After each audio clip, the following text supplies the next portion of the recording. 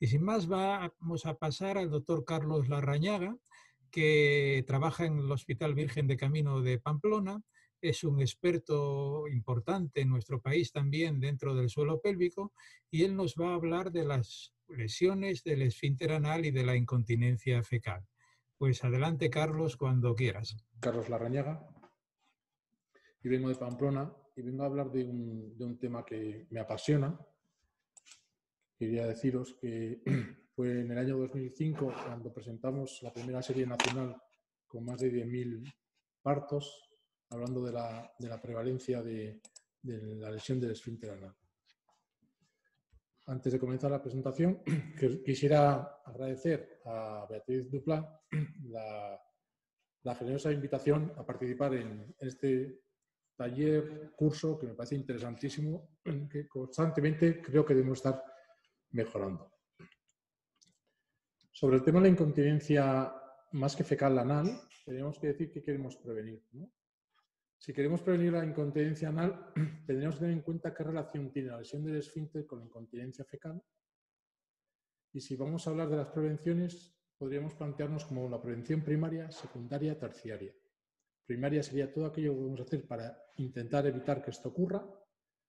Y como veremos más adelante, como la lesión del esfínter es el factor más importante de la continencia futura, pues las estrategias estarían dirigidas básicamente a evitar la lesión del esfínter anal. La secundaria sería la detección precoz de la enfermedad, y veremos que estas son las partes primordiales de la charla que vamos a dar, que es en un punto en el que estaríamos implicados todo el personal que atiende partos, no solo los ginecólogos, sino también las matronas. La terciaria sería el tratamiento que debemos de dar a la lesión y la rehabilitación posterior. Y luego he traído el tema de la cuaternaria, que sería el tema de las recaídas, o más bien, ¿qué deberíamos hacer con futuros embarazos en aquellas mujeres que tengan una lesión del esfínter? ¿Qué vamos a prevenir? Pues como os he dicho antes, la incontinencia fecal es probablemente un estigma social importantísimo. Hemos de darnos cuenta que probablemente el primer hito que celebramos de un bebé es la retirada del pañal con éxito, ¿no?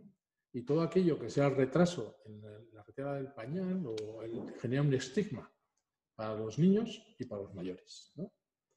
Y bien es cierto que siendo un problema de salud, realmente es un problema de aislamiento social y de secuela psicológica. La lesión del esfínter, hay que tener en cuenta, como os he dicho, que es la parte más importante, no es la única.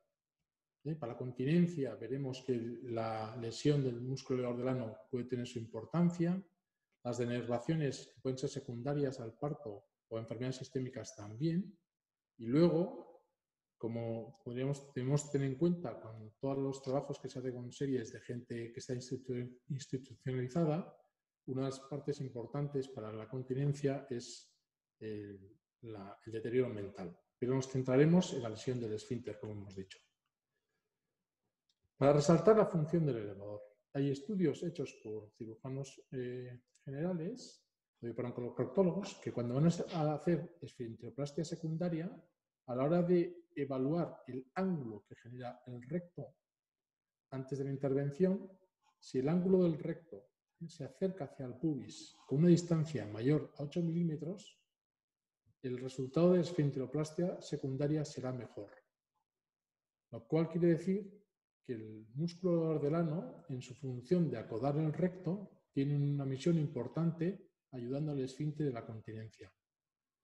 Y luego, como hemos comentado, hemos de tener en cuenta que siempre que estamos hablando de nuestros trabajos, en nuestros cursos, hablamos de suelo pélvico, y cuando estamos hablando en el parto de esta misma estructura anatómica, hablamos de canal. Los nervios y los músculos se elongan de forma suprafisiológica y pudieran ocurrir lesiones tanto por el estiramiento o con la instrumentación traumáticas. Entonces, la lesión del elevador y la denervación, no siendo una de las partes que vamos a profundizar más, es un detalle que debemos tener en cuenta en esta exposición de incontinencia anal. ¿Y qué queremos evitar? De forma primaria, si hacemos la revisión desde la guía del Royal College, aquí tenemos una serie de factores de riesgo. algunos no modificables, como puede ser la raza asiática o la nulliparidad. Luego hay, tanto para el peso, y no tanto la distocia a hombros, pero esto sí que podría ser prevenible. En aquellas mujeres que tengan diabetes gestacional, un buen control glucémico podrá evitar niños macrosomas y de alguna forma podríamos estar evitando estas lesiones. Luego, en mujeres que puedan tener diabetes gestacional, el control glucémico puede tener repercusión también en nuestro tema de continencia. Las penetraciones occipito-posteriores, hemos de tener en cuenta que al aumentar su riesgo podríamos hacer maniobras intraparto de rotación manual o posicionar a la gestante sobre el dorso, poner de cúbito lateral con el dorso materno coincidiendo con la localización del occipucio, porque se consiguen más rotaciones anterior y con esto, al disminuir las rotaciones occipito-posteriores, podríamos intentar de alguna manera eliminar o disminuir el riesgo de la lesión del esfínter. Sobre el tema del segundo periodo del parto, habría que estar evaluando qué beneficio tenemos entre la duración del parto y el acortarlo mediante la tocurgia. Y en el parto instrumental, lo que sí está visto es en la revisión del Royal College que aquellas pacientes que tienen parto instrumental con episiotomía, su riesgo, sin episiotomía, su riesgo aumenta. Hay maniobras que se pueden destinadas a reducir el parto instrumental que debemos tener en cuenta, como es tener a las pacientes acompañadas, aumentar la dinámica con oxitocina en aquellos casos sea necesario, posiciones que no sean en decúbito, sino en bipedestación, disminuye el riesgo de requerir la tocurgia, el acompañamiento a las pacientes. Y luego yo lo que sí haría es discrepar sobre el no uso de epistomía. Por lo menos en Virgen del Camino, el no uso de episiotomía no significa un aumento del riesgo en la lesión del esfínter. Y una revisión más actual, publicada en 2020, sobre factores de riesgo, se vuelven a repetir los mismos factores. Estamos siempre discutiendo sobre los mismos factores. Y como decía, esto es un trabajo que publicamos en el 2008, donde en Virgen del Camino, en forceps, en los que de forma seleccionada no se hace epistomía, la tasa de desgarros es menor que los que hacemos epistomía, no llegando a la diferencia estadística. Bien es cierto que el grupo de ginecólogos que en aquella época hacíamos forceps sin epistomía, éramos probablemente obstetras que estábamos más tiempo en la sala de partos que los que hacen guardia, y que estos realmente están sesgados, porque no hacíamos epistomía en aquellos casos que nosotros consideramos que no iba a ser necesario. Pero vamos, nuestra idea es que pueden hacerse partos tocúrgicos sin epistomía sin aumentar el riesgo de lesión.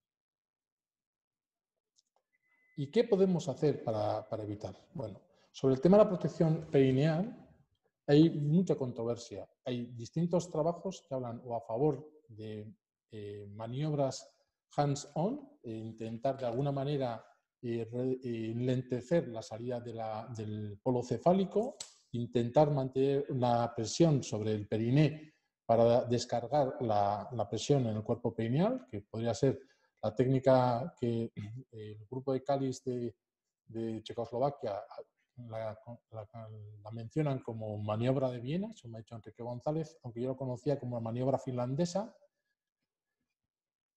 Ellos dicen que esto disminuye la lesión. Hay otros trabajos que abogan por el hands-off y, como veremos más adelante, otros en los que lo que se aboga simplemente es por intentar enlentecer la salida del polo cefálico. Y la maniobra de Röntgen, hay un ensayo aleatorizado donde no da mejores resultados, pero creo que es un trabajo que tiene un diseño un poco criticable, porque frente a la técnica habitual, con un mes de aprendizaje, quisieron comparar la técnica habitual con una técnica que llevaban solo un mes de aprendizaje y además no estaba la maniobra se realizaba durante el pujo, cuando la maniobra descrita por Röntgen es hacerla entre pujos. Entonces aquí habría bastante que discutir. Una maniobra que está clara que reduce el riesgo es usar paños calientes sobre el periné, reduciéndolo a la mitad. Y el masaje perineal, tanto anteparto como intraparto, ha demostrado mejora. Sobre la epistomía hay distinta controversia y nada mejor que la presentación que nos ha dado el doctor González. Aquí veis al grupo de Cáliz enseñando la maniobra de cómo hacer. Hay que intentar hacer una presión con los entre el dedo pulgar e índice para no de forma externa, sino estos dos dedos, como se ve aquí, tienen que ir a intentar unirse para evitar la máxima tensión en el cuerpo del periné, que sea en el lugar donde tienda con mayor frecuencia a producirse el desgarro. Y luego lo que hacen es, con los dedos posteriores, ayudar a la salida lenta del polo cefálico, que sería hacer una maniobra de Röntgen. Pero entre todas estas maniobras, a mí me parece que merece la pena destacar este trabajo ya publicado en el año 2012, que es la coronación de un estudio, de una implementación que se hizo en Noruega, cuando entre los 4 países escandinavos, Suecia, Dinamarca, Noruega y Finlandia, comparando su tasa de lesión del esfínter, los finlandeses históricamente han tenido mucho menos que Suecia, Noruega y Dinamarca. Los noruegos, aplicando las técnicas de Finlandia, en un estudio, en un plan donde entraron desde la obstetricia, las matronas de atención primaria, los obstetras y las matronas que atendían los partos en el hospital, implementando todo un programa, lo que hicieron es demostrar que se puede disminuir la tasa de los desgarros. Noruega redujo casi a la mitad en un periodo de 6 años, simplemente por aplicar este programa conjunto, que no es el hacer epistomía mediolateral, no es proteger el periné, no es hacer masaje, es todo en ello. No se sabe cuál de todos esos factores sería realmente el que más impacto tendría en la reducción de la lesión del esfínter. Y lo que sí se ha visto al cabo del tiempo, que este programa ha tenido beneficio para el mantenimiento en los partos eutóxicos, no así en los partos tocúrgicos. Y luego quisiera destacar un estudio publicado hace 2 años del grupo de Sevilla, hablando del masaje durante el embarazo, que disminuye la tasa de desgarros. Y una de las cosas que creo que tiene interés es saber que el masaje comenzaba en la semana 32. Habitualmente es una maniobra que se deja siempre para hacerla muy al final del embarazo, llegando sobre la semana 36, y probablemente el adelantarlo en el embarazo no aporte problemas en cuanto a prematuridad y sí podría dar beneficios en cuanto a mejora en la preparación del suelo pélvico. Aporto aquí un metaanálisis publicado sobre el tema de la protección perineal, y la verdad es que no hay demostrado un auténtico beneficio con las distintas maniobras. En el trabajo que publicó Ismail, son de los que abogan por el hands-on, el intentar frenar, pero en cambio, el estudio STOP, de lo que intentan es evitar la posición de histotomía, que no se aplica en la tocurgia. Ellos dicen que no es preciso visualizar el periné. De lo que se trata es intentar que el segundo periodo sea controlado, que tengan el menor esfuerzo expulsivo, evitar los pujos dirigidos, y lo que se trata es que la coronación sea lenta. Se intenta enlentecer la velocidad de la salida del feto con la mano sobre la cabeza fetal, evitar las maniobras sobre el periné en el momento de la expulsión de la cabeza, e intentar que la expulsión del hombro sea lo más lenta y espontánea y con la menor tracción. Este estudio, en el que se intenta no hacer ningún tipo de maniobra, también demuestra beneficio. Probablemente una de las cosas que tenemos que tener en cuenta, que lo que más valor tendrá, es que la salida del polo cefálico sea lo más lenta posible para que la distensión del cuerpo perineal sea el mejor posible. No traigo los datos, pero por ejemplo en nuestro centro, cuando hacemos tocurgia, el resultado en cuanto a la lesión del esfínter es mayor en aquella que se hace con la indicación de riesgo de pérdida de bienestar fetal que cuando lo hacemos con indicación por una ayuda expulsivo o una distancia de rotación. Que deberíamos estar pensando que estos niños, estos niños en conjunto tienen un tamaño mayor, pero probablemente lo que nos confiera riesgo sea una extracción rápida sin dejar tiempo al periné a distenderse. Entonces, tenemos en cuenta que hay una serie de estrategias que podríamos hacer durante el embarazo y en el parto para intentar disminuir la lesión. Pero aún y todo, esta lesión podría ocurrir. Entonces, una de las partes importantes sería la, digamos, prevención secundaria, un diagnóstico precoz.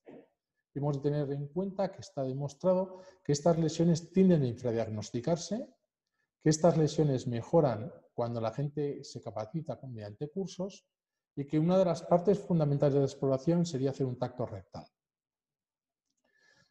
Muchas veces, si uno hiciera una exploración, como está aquí, simplemente con intentar separar, que no se daría cuenta que tiene una lesión y probablemente, si uno lo viera en tiempo real, aquí ve cómo se pierden las rugosidades de mucosas del esfínter, uno explora y ve una lesión del esfínter.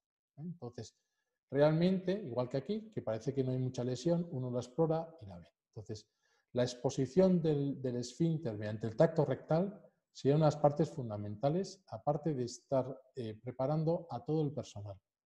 Tiene importancia preparar a todo el personal porque, por ejemplo, en Virgen del Camino, en una revisión que hicimos, el 43% de las lesiones ocurren en partos eutóxicos.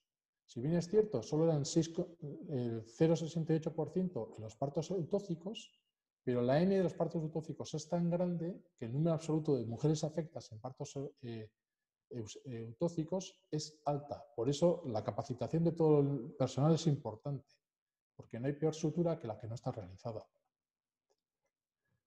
Cuando vamos a comparar distintas técnicas de sutura, siempre estamos intentando debatir si tuviéramos que hacer una término-terminal o hacer un overlap cuando la lesión del esfínter es completa y se puede.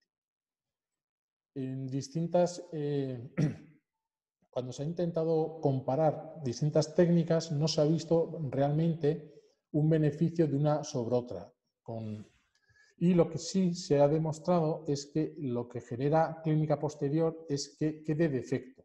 Luego, probablemente lo importante es suturarlo. Y este es el concepto de la idea de oportunidad. Si no lo diagnosticamos y no lo cosemos, esa probablemente sea la peor técnica. Como digo, no es determinante, yo creo, tanto la técnica que usemos, sino no verlo. Si no lo diagnosticamos, se nos pierde. El 40% ocurren, ya comento, en partos eutóxicos. Deberíamos preparar a todo el personal. Y lo que está sin estudiar es la reparación del músculo elevador del ano y la del cuerpo perineal, que yo creo tienen una importancia relevante en el pronóstico futuro, pero desde luego esto todavía está sin estudiar. Como digo, cuando se han hecho estudios no hay diferencias entre end-to-end o overlap. Entonces, probablemente lo importante es verlo. Y lo que sí está claro es que las lesiones combinadas generan más incontinencia y la persistencia del defecto, sobre todo del esfínter interno, también está ligado a la incontinencia anal.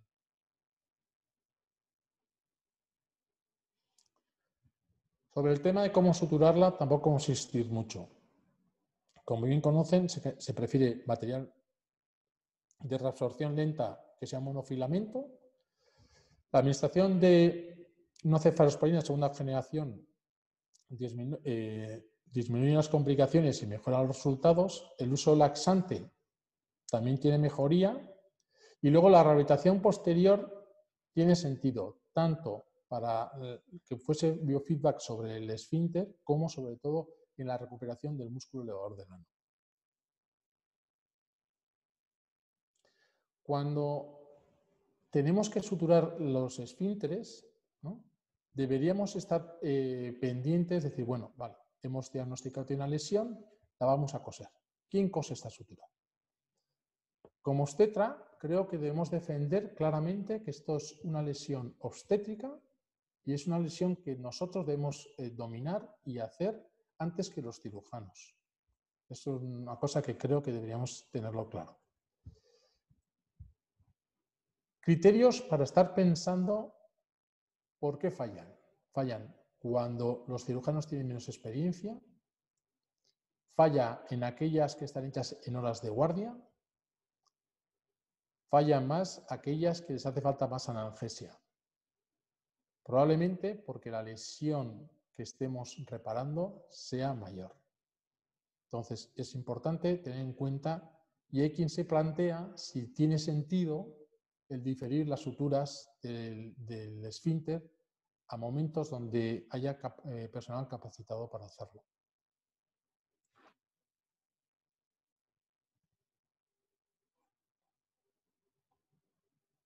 Luego, el uso de antibiótico y laxante mejora, y en este ensayo el haber usado la técnica overlap les mejoraba. Pero bueno, como digo, está más controvertido el tipo de técnica. Luego, el grado de disfunción anal, de incontinencia posterior, es un factor que está realmente asociado con la incontinencia posterior. El grado de lesión que quede, habría que estar pensando si se debe a que han tenido la mala fortuna de no cicatrizar bien o a que la técnica de reparación no es la adecuada. Y tendríamos que estar pensando que sobre el tema de la cicatrización quizás tengamos menos capacidad de intervenir, pero lo que sí está bien claro es que sobre la técnica es una cosa en la que tendríamos que estar incidiendo e intentar mejorar. Y luego lo que tener en cuenta es que la musculatura que presenta el suelo pélvico sí que está asociado con síntomas de incontinencia posterior, lo que la rehabilitación también centrada en el elevador tiene su sentido. Y cuando se hace un seguimiento a largo plazo de la lesión del esfínter, aquí se siguen pacientes de 10 años en una cohorte que había 707 lesiones de esfínter, de las que se pueden contactar, siguieron a 146, con un seguimiento medio de unos 6 años. La mitad de las pacientes tenían síntomas.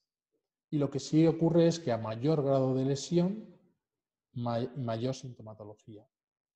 Habitualmente se dice que los grados 3C y 4 en cuanto a continencia es más o menos pareja y los síntomas son el doble que los 3B y los 3B son el doble que los 3A.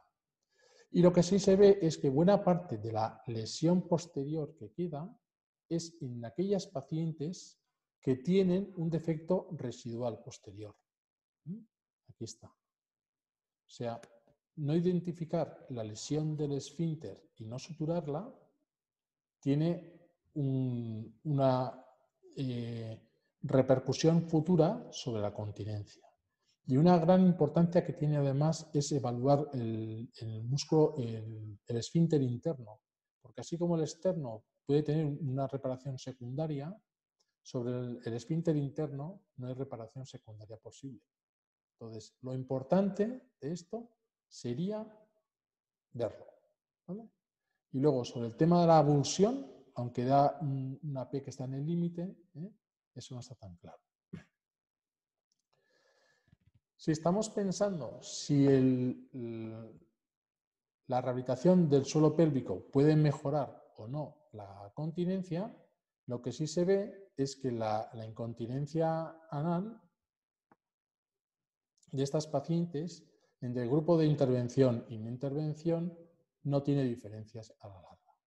Luego, esto que estamos intentando aceptar que la lesión del elevador puede tener, luego no podemos siempre concretarlo con estudios en que esto sea así.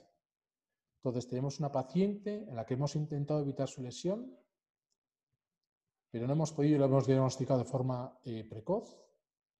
La hemos suturado con la mejor de las técnicas posibles y va a enfrentar un nuevo parto. ¿Qué vamos a hacer con el próximo parto? El dilema es parto vaginal versus cesárea. Mi resumen sería ofertar una cesárea en aquellas pacientes que tienen una esfinteroplastia secundaria con éxito. No porque el riesgo de rotura sea muy alto, sino porque si se rompe, la reparación futura es muy difícil. El problema que tiene es que si la paciente, aunque tenga algo de sintomatología, y le impedimos un parto vaginal y le ofrecemos una cesárea, no sé si habrá algún cirujano coloproctólogo que le vaya a asegurar a la mujer un éxito en su cirugía secundaria de esfínter. Luego, yo creo que si las pacientes tienen deseo genésico, deberían completarlo y una vez que lo hayan completado, intentar abordarlo. Y con este esquema, el grupo de Takar y Sultan plantean más o menos lo mismo, entre pacientes sintomáticas o asintomáticas. Y al final, a las únicas que les ofertan, la cesárea de forma directa serían aquellas pacientes que tengan un defecto amplio con unas presiones de cierre muy bajas, o aquellas que no tienen una lesión del esfínter tengan una sintomatología no grave, sino media, que el siguiente parto pudiera hacer empeorar. Pero la inmensa mayoría, sino el resto de las pacientes, las mayores, aunque sean sintomáticas, lo que tendríamos que hacer de alguna manera es completar su deseo genésico y aquellas que son subsidiarias de lesión de reparación quirúrgica, dejar la esfinteroplastia secundaria para cuando ellos terminen completar su deseo genésico. Aquí están las pacientes incluidas en su estudio. Y aquí está la justificación del grupo también de Sultan y Takar de por qué esperar a que completen su deseo genésico. Otros estudios hablando de qué hacer con partos posteriores, lo que tienen en cuenta es que aquellas mujeres que tengan una lesión del esfínter, si enfrentan un siguiente parto con un recién nacido de menos peso, el riesgo que tienen de volver a enfrentar una lesión del esfínter es menor. Luego, en pacientes que pueden tener fetos macrosomas en las que podríamos manejar su peso por un buen control glucémico, otra vez son pacientes que reducirían su riesgo. Y lo que tener en cuenta es que si estas pacientes necesitan una segunda tocurgia, la segunda tocurgia no supone un mayor riesgo de nueva lesión del esfínter. Y para llevar a casa, comentar que yo creo que es importante formar a todo el personal del paritorio para prevenir y diagnosticar, y que somos los obstetras quienes tenemos que hacer la sutura del esfínter. Yo creo que la oportunidad es más importante que la técnica, o sea, verlo y coserlo es más importante que ser muy exquisito en la sutura, pero que algunas no las posamos, y que quede bien claro que la peor sutura es la que no esté hecha. Y a largo plazo deberíamos hacerle seguimiento a estas pacientes para plantearles rehabilitación, si hiciera falta técnicas secundarias y darles consejo para el próximo embarazo y parto.